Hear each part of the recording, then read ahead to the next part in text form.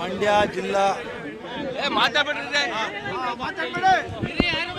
ಇವತ್ತು ಮಂಡ್ಯ ಜಿಲ್ಲಾ ಕಾಂಗ್ರೆಸ್ ಸಮಿತಿಯ ವತಿಯಿಂದ ಅಖಿಲ ಭಾರತ ಕಾಂಗ್ರೆಸ್ ಸಮಿತಿಯ ಸೂಚನೆ ಮೇರೆಗೆ ಕರ್ನಾಟಕ ಪ್ರದೇಶ ಕಾಂಗ್ರೆಸ್ ಸಮಿತಿಯ ನಿರ್ದೇಶನದ ಮೇರೆಗೆ ಗ್ಯಾಸ್ ಬೆಲೆಯನ್ನು ಏಕಾಏಕಿ ಏರಿಸಿರ್ತಕ್ಕಂಥ ಕೇಂದ್ರ BJP ಸರ್ಕಾರದ ವಿರುದ್ಧ ನಮ್ಮೆಲ್ಲ ಜಿಲ್ಲಾ ಕಾಂಗ್ರೆಸ್ ಸಮಿತಿಯ ಮುಖಂಡರುಗಳು ಇವತ್ತು ಪ್ರತಿಭಟನೆಯನ್ನು ಮಾಡಿದ್ದೀವಿ.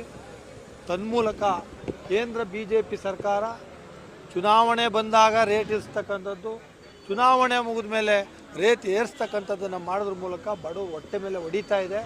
ಇದನ್ನು ನಾವು ಉಗ್ರವಾಗಿ ಖಂಡಿಸ್ತೀವಿ.